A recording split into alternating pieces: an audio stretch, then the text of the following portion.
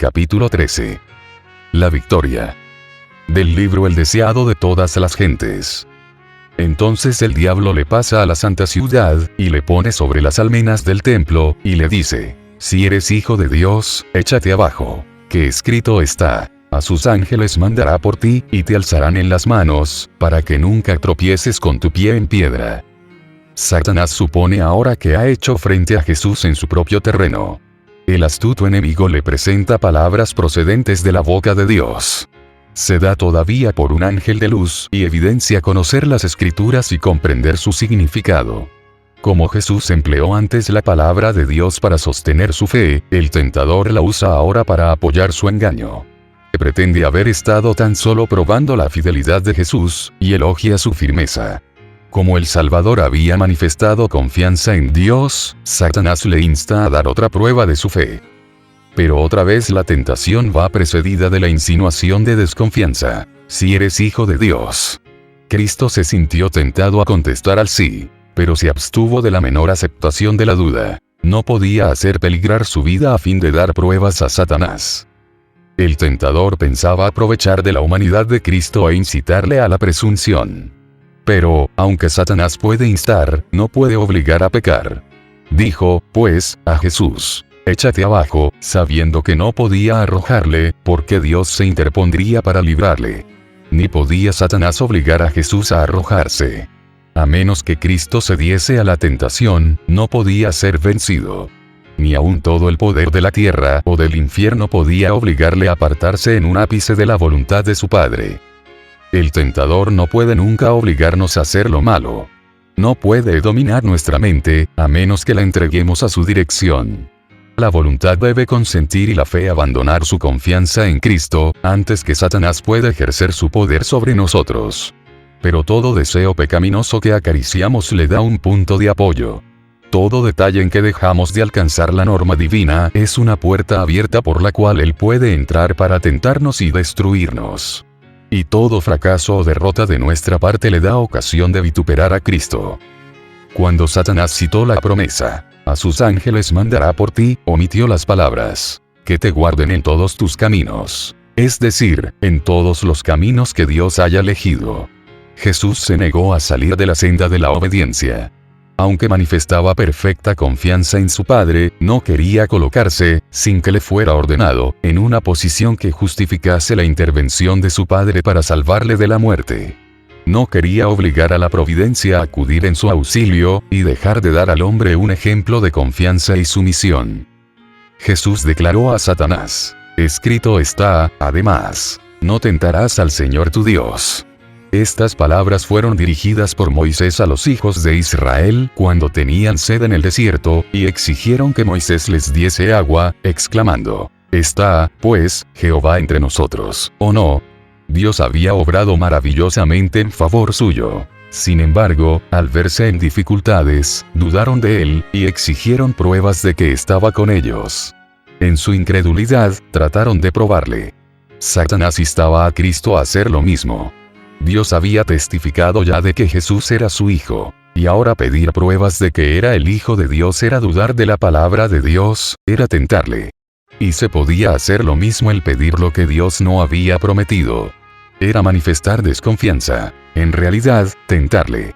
No debemos presentar nuestras peticiones a Dios para probar si cumplirá su palabra, sino porque Él la cumplirá. No para probar que nos ama, sino porque Él nos ama. Sin fe es imposible agradar a Dios, porque es menester que el que a Dios se allega, crea que le hay, y que es galardonador de los que le buscan. Pero la fe no va en ningún sentido unida a la presunción. Solo el que tenga verdadera fe se halla seguro contra la presunción. Porque la presunción es la falsificación satánica de la fe. La fe se aferra a las promesas de Dios, y produce la obediencia. La presunción también se aferra a las promesas, pero las usa como Satanás, para disculpar la transgresión. La fe habría inducido a nuestros primeros padres a confiar en el amor de Dios, y a obedecer sus mandamientos. La presunción los indujo a transgredir su ley, creyendo que su gran amor los salvaría de las consecuencias de su pecado. No es fe lo que reclama el favor del cielo, sin cumplir las condiciones bajo las cuales se concede una merced. La fe verdadera tiene su fundamento en las promesas y provisiones de las Escrituras. Muchas veces, cuando Satanás no logra excitar la desconfianza, nos induce a la presunción. Si puede hacernos entrar innecesariamente en el camino de la tentación, sabe que la victoria es suya. Dios guardará a todos los que anden en la senda de la obediencia, pero el apartarse de ella es aventurarse en terreno de Satanás. Allí, lo seguro es que caeremos. El Salvador nos ha ordenado: velad y orad, para que no entréis en tentación. La meditación y la oración nos impedirían precipitarnos, sin orden alguna, al peligro, y así nos ahorraríamos muchas derrotas. Sin embargo, no deberíamos desanimarnos cuando nos asalta la tentación. Muchas veces, al encontrarnos en situación penosa, dudamos de que el Espíritu de Dios nos haya estado guiando. Pero fue la dirección del Espíritu la que llevó a Jesús al desierto, para ser tentado por Satanás. Cuando Dios nos somete a una prueba, tiene un fin que lograr para nuestro bien. Jesús no confió presuntuosamente en las promesas de Dios, yendo a la tentación sin recibir la orden, ni se entregó a la desesperación cuando la tentación le sobrevino. Ni debemos hacerlo nosotros. Fiel es Dios, que no os dejará ser tentados más de lo que podéis llevar. Antes dará también juntamente con la tentación la salida, para que podáis aguantar. Él dice: sacrifica a Dios alabanza, y paga tus votos al Altísimo. E invócame en el día de la angustia. Te libraré, y tú me honrarás. Jesús salió victorioso de la segunda tentación, y luego Satanás se le manifestó en su verdadero carácter. Pero no se le apareció como un odioso monstruo, de pezuñas hendidas y alas de murciélago. Era un poderoso ángel, aunque caído. Se declaró jefe de la rebelión y Dios de este mundo. Colocando a Jesús sobre una alta montaña, hizo desfilar delante de él, en vista panorámica, todos los reinos del mundo en toda su gloria. La luz del sol hería ciudades llenas de templos, palacios de mármol, campos feraces y viñedos cargados de frutos. Los rastros del mal estaban ocultos. Los ojos de Jesús, hasta poco tiempo antes afectados por una visión de lobreguez y desolación, contemplaban ahora una escena de insuperable belleza y prosperidad. Entonces se oyó la voz del tentador: a ti te daré toda esta potestad, y la gloria de ellos, porque a mí es entregada, y a quien quiero la doy, pues si tú adorares delante de mí, serán todos tuyos. La misión de Cristo podía cumplirse únicamente por medio de padecimientos. Le esperaba una vida de tristeza, penurias y conflicto, y una muerte ignominiosa. Debía llevar los pecados del mundo entero. Debía soportar la separación del amor de su Padre. El tentador le ofrecía la entrega del poder que había usurpado. Cristo podía librarse del espantoso porvenir reconociendo la supremacía de Satanás. Pero hacerlo hubiera sido renunciar a la victoria del gran conflicto. Tratando de ensalzarse por encima del Hijo de Dios, era como Satanás había pecado en el cielo. Si prevaleciese ahora, significaría el triunfo de la rebelión. Cuando Satanás declaró a Cristo: el reino y la gloria del mundo me son entregados, y a quien quiero los doy, dijo algo que era verdad solamente en parte, y lo dijo con fines de engaño. El dominio que ejercía Satanás era el que había arrebatado a Adán, pero Adán era vicegerente del Creador. El suyo no era un dominio independiente. La tierra es de Dios, y Él ha confiado todas las cosas a su Hijo.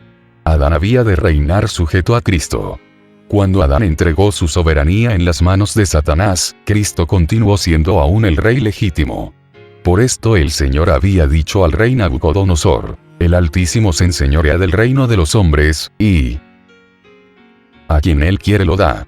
Satanás puede ejercer su usurpada autoridad únicamente en la medida en que Dios lo permite. Cuando el tentador ofreció a Cristo el reino y la gloria del mundo, se propuso que Cristo renunciase al verdadero reino del mundo y ejerciese el dominio sujeto a Satanás. Tal era la clase de dominio en que se cifraban las esperanzas de los judíos. Deseaban el reino de este mundo. Si Cristo hubiese consentido en ofrecerles semejante reino, le habrían recibido gustosamente. Pero la maldición del pecado, con toda su desgracia, pesaba sobre él. Cristo declaró al tentador: vete, Satanás, que escrito está: al Señor tu Dios adorarás y a Él solo servirás. El que se había revelado en el cielo ofreció a Cristo los reinos de este mundo para comprar su homenaje a los principios del mal. Pero Cristo no quiso venderse. Había venido para establecer un reino de justicia, y no quería abandonar sus propósitos. Satanás se acerca a los hombres con la misma tentación, y tiene más éxito con ellos. Les ofrece el reino de este mundo a condición de que reconozcan su supremacía. Demanda que sacrifiquen su integridad, desprecien la conciencia, satisfagan su egoísmo. Cristo los invita a buscar primero el reino de Dios y su justicia. Pero Satanás anda a su lado y les dice: cualquiera sea la verdad acerca de la vida eterna, para tener éxito en este mundo, debéis servirme. Tengo vuestro bienestar en mis manos. Puedo daros riquezas, placeres, honores y felicidad. Oíd mi consejo. No os dejéis arrastrar por nociones caprichosas de honradez o abnegación. Yo os prepararé el camino. Y así multitudes son engañadas. Consienten en vivir para servirse a sí mismas, y Satanás queda satisfecho. Al par que las seduce con la esperanza del dominio mundanal, conquista el dominio del alma. Pero él ofrece lo que no puede otorgar, lo que pronto se le quitará. En pago, las despoja de su derecho a la herencia de los hijos de Dios.